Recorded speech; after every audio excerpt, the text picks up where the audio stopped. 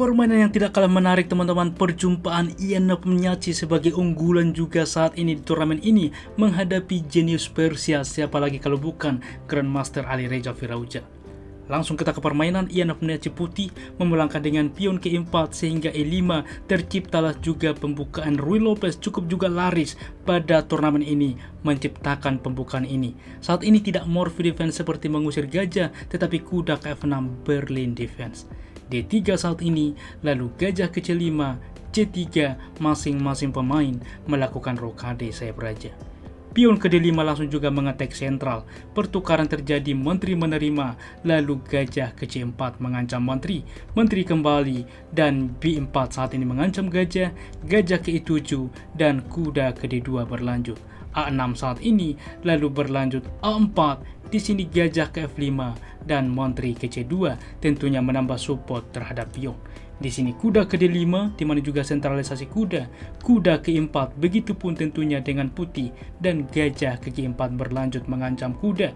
Di sini menteri ke A2 dan kuda ke B6 berlanjut mengancam juga gajah, gajah ke B3 dan gajah diputuskan memukul kuda dengan harapan pion bertumpuk, pion menerima gajah. Langkah sebelumnya teman-teman, menteri juga melangkah adalah sebuah opsi di mana juga ke depan untuk juga mengetek, tetapi pada kesempatan ini menteri menerima pion D3 dan ini adalah langkah novelty, sehingga setelah langkah ke-16 ini barulah kita memiliki part yang baru.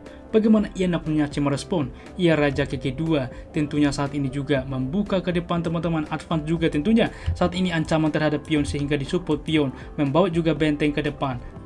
Menteri ke D7 mundur dan benteng ke D1. Maka saat ini menteri ke E8, langkah inisiatif H4 saat ini. Kuda ke C8 dimainkan. Mengapa bang tidak diterima pengorbanan pion ini misalkan?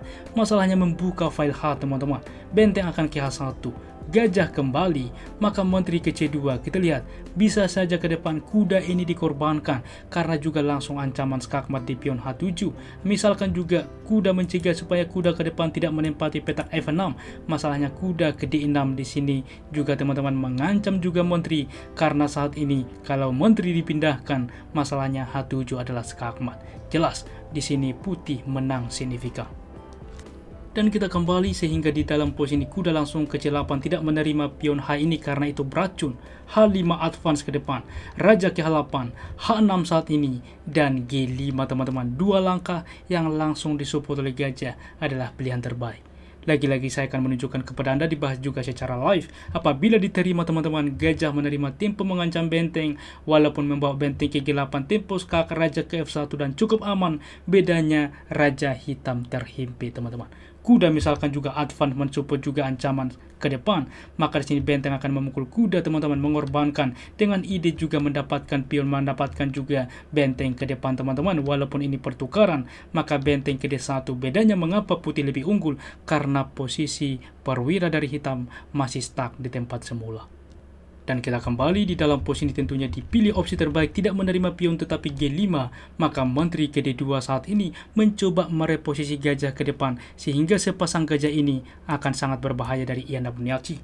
Kuda ke D6 direspon dari Alireza menawarkan simplifikasi, gajah ke B2, kuda ke F5, dan menteri ke D7 saat ini. Endgame juga ditawarkan. Kuda ke H4 melakukan skak, raja ke F1, dan ini opsi terbaik walaupun terlepas mengorbankan pion F3.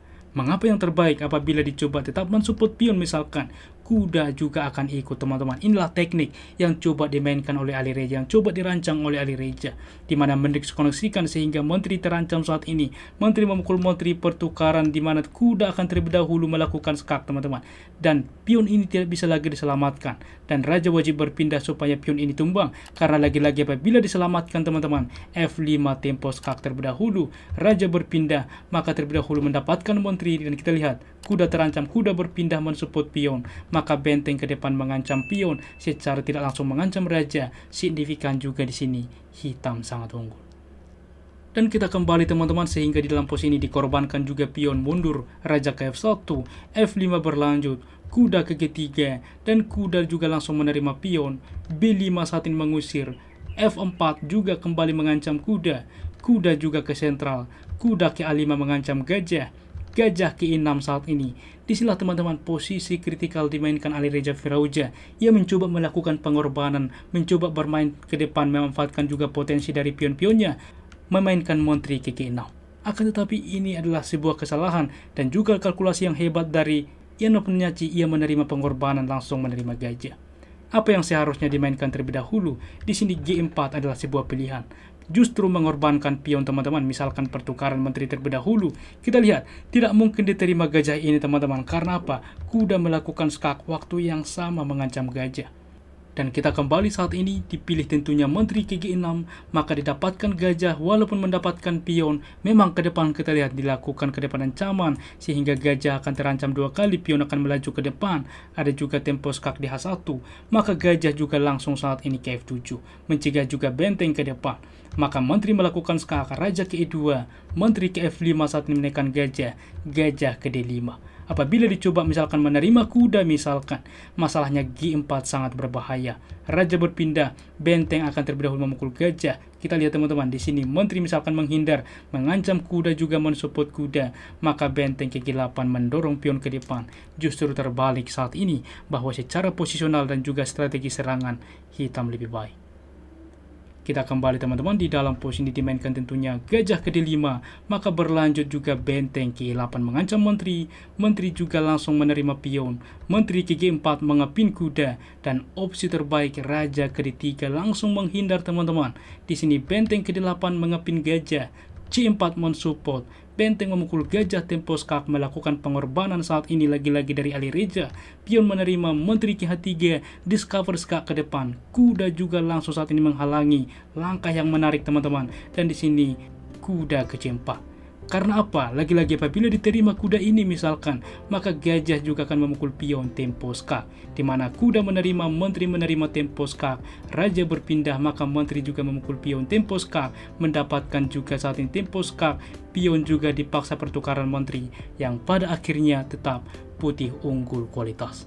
Sangat-sangat menarik bagaimana permainan yang coba terjadi teman-teman. Kita kembali di dalam posisi ini dimainkan kuda ke C4, maka berlanjut menteri juga saat ini menerima juga kuda, sehingga barulah saat ini kita lihat tidak ada bantuan ke depan sehingga gajah tidak bisa memukul pion. Tetapi saat ini pion menerima pion, pertukaran juga saat ini benteng ke C8 mengancam menteri, benteng juga kembali mengancam menteri dari Ian Nopniachtchi, menteri ke D7, menteri ke E4 juga menyelamatkan diri mengancam kuda, raja ke G8, dan sini raja ke E3. Apabila terkecoh langsung menerima kuda teman-teman, ini fatal karena menteri juga menerima pion skak waktu yang sama mengancam gajah. Raja ke 4 maka tetap dilakukan skak teman-teman. Raja wajib mundur, oke? Apabila juga menerima pion, masalahnya menteri memukul gajah, tempo skak akan ikut benteng teman-teman. Raja berpindah juga sama saja menteri tumbang. Walaupun ke sini teman-teman, menteri akan juga ke B3, menteri akan tumbang. Jadi sangat-sangat juga komplikatif bagaimana seharusnya yang terjadi, sehingga harus sangat berhati-hati. Raja ke E3, maka di sini kuda ke D4. Akan tetapi simpel teman-teman, Anda post ini apa langkah eksekusi yang dimainkan Ian Nopniachtchi yang membuat Alireza Firouzja menyerah di posisi seperti ini.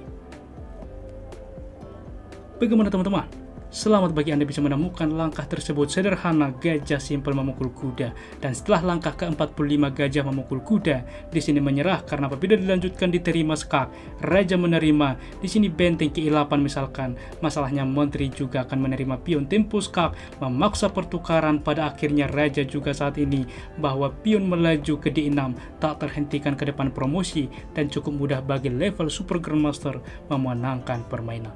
Berikut tingkat akurasinya. Ulasan permainan dari komputer menunjukkan bahwa tingkat akurasi dari Grandmaster Ian Nopniachtchi sebagai unggulan ialah 94,9% dan Alireza Firouzja bintang muda penantang 89,1%. Demikian ulasan catur hari ini. Jika suka, please like sehingga algoritma YouTube membaca video ini dan semakin banyak direkomendasikan bagi sahabat pecinta catur lainnya. Catur Yas Indonesia Jaya, terima kasih sudah menonton. Sampai jumpa di video berikutnya. Keep sharing and keep loving. Bye bye.